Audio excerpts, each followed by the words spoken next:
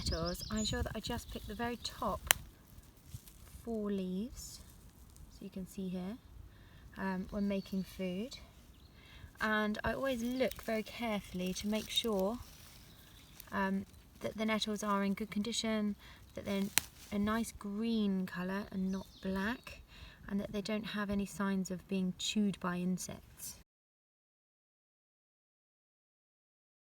We're grating 10 grams of cheese, 10 grams of breadcrumbs. It's so cold.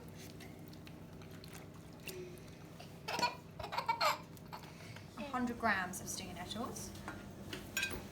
Putting those all in, and they're going in for just 1 minute. Squeeze. Very good. And then we unwrap it and then it will be dry. Let's pop it into this one. Good.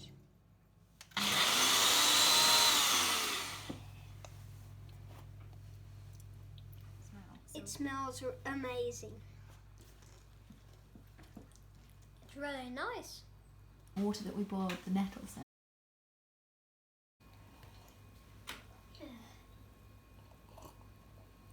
Quite good.